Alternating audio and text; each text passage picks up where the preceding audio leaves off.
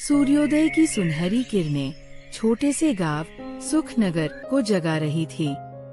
यहाँ रहता था एक मेहनती किसान रामू, जो अपनी बुद्धिमानी के लिए पूरे गांव में प्रसिद्ध था। आज भी नया दिन है, नई उम्मीदों के साथ।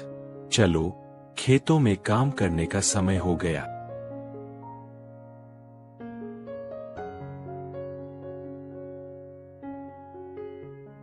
आज बाजार से बीज लेकर आना, खरीफ की फसल की तैयारी करनी है।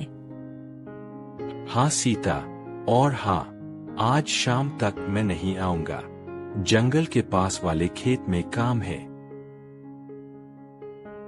रामू अपने खेत की ओर जाने लगता है। यह खेत बहुत उपजाऊ है, लेकिन जंगली जानवरों का डर रहता है। अचानक झाड़ियों से आवाज आती है।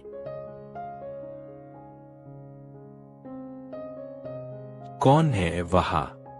कहीं कोई खतरनाक जानवर तो नहीं? एक बड़ा सा हाथी झाड़ियों से बाहर आता है। रामू पहले तो डरता है, फिर हाथी के पैर में कांटा देखता है। अरे, इसके पैर में तो कांटा गड़ा है। रामू धीरे धीरे हाथी के पास जाता है। डरो मत, मैं तुम्हारी मदद करूंगा। हाथी शुरू में डरता है, फिर रामू की नेकी देखकर शांत हो जाता है। तुम मेरी मदद कर रहे हो? हाँ मित्र, हर जीव की मदद करना मेरा धर्म है। रामू सावधानी से कांटा निकालता है। धन्यवाद मित्र, मैं गजराज हूँ। तुम्हारी दयालुता मैं कभी नहीं भूलूंगा। मैं रामू हूँ, यहाँ का किसान। तुम जंगल से आए हो। हाँ, लेकिन शिकारियों ने मेरे झुंड को तितर बितर कर दिया। मैं अकेला रह गया हूँ। चिंता मत करो गजराज, यहाँ तुम सुरक्षित हो। लेकिन मैं तुम्हें परेशानी में तो नहीं डाल रहा? बिल्कुल नहीं। असल में मुझे खेतों में मदद की जरूरत है। क्या तुम मेरी मदद करोगे? हाँ मित्र, मैं तुम्हारी हर मदद करूंगा।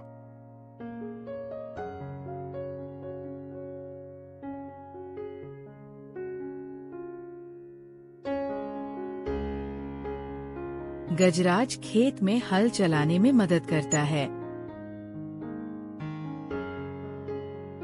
यह काम तो बहुत मजेदार है।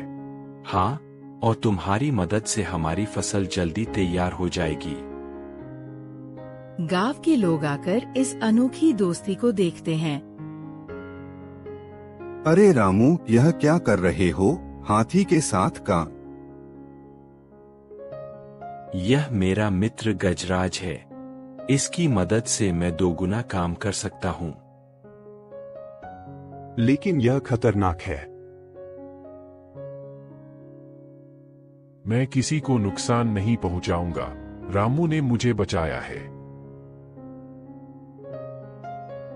कुछ महीने बीते। गर्मियों में भयानक सूखा पड़ा। पानी की कमी से पूरा गांव परेशान था। खेत सूखे हुए, फसल मुरझाई हुई। गजराज, इस सूखे में सब कुछ खत्म हो जाएगा। रामू, मैं जानता हूँ कि जंगल में एक छुपा हुआ झरना है, लेकिन वहां तक पहुंचना बहुत मुश्किल है। तो चलो, कोशिश तो करनी चाहिए।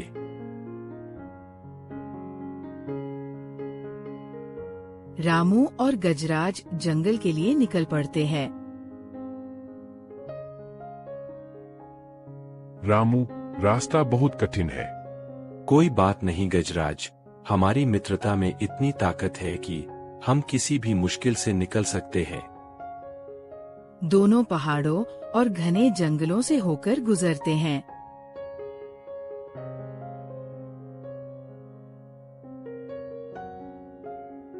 रामू, मुझे एक आवाज सुनाई दे रही है, पानी की आवाज। वाह, चलो जल्दी चलते हैं। रामू और गजराज एक सुंदर झरने के पास पहुंचते हैं।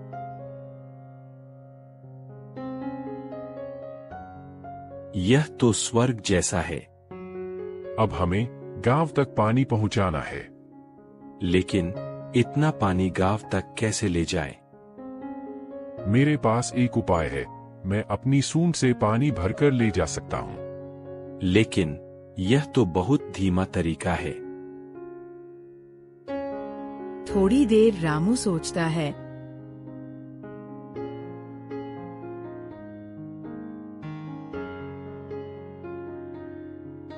फिर वो नहर बनाने लगता है।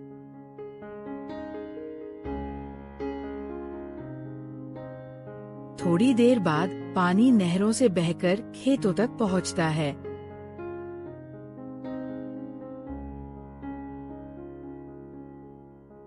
गांव के लोग खुश होकर आते हैं। रामू, तुमने तो गांव की जान बचा दी। रामू और गजराज, तुम दोनों हमारे गांव के हीरो हो। अगली सुबह का समय था। रामू, एक बुरी खबर है, शिकारी गांव की तरफ आ रहे हैं। वे क्या चाहते हैं? वे गजराज को पकड़ना चाहते हैं। रामू, मैं यहाँ से चला जाऊंगा, तुम्हें परेशानी में नहीं डालूंगा। नहीं गजराज, तुम मेरे परिवार का हिस्सा हो, हम मिलकर इसका सामना करेंगे। शिकारी गांव में घुसते हैं।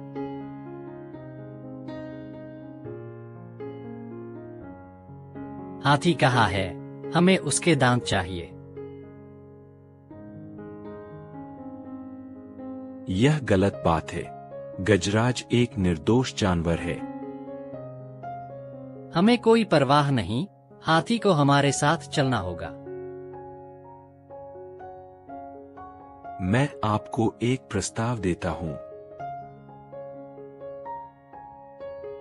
कैसा प्रस्ताव? गजराज के दांत का मतलब है एक बार का फायदा, लेकिन जिंदा गजराज से हमेशा के लिए फायदा हो सकता है। लेकिन कैसे? गजराज पर्यटकों को आकर्षित करेगा। हाथी सफारी, हाथी की सवारी, आप इससे बहुत पैसा कमा सकते हैं। हाँ, हमारा भी गांव मशहूर हो जाएगा।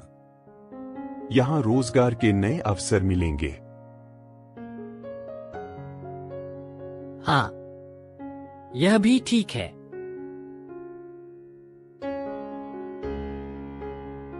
रामू, तुम्हारी बुद्धिमानी अद्भुत है।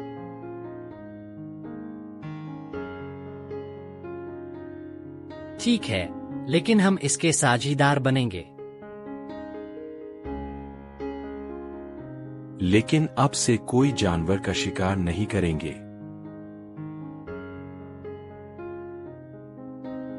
ठीक है।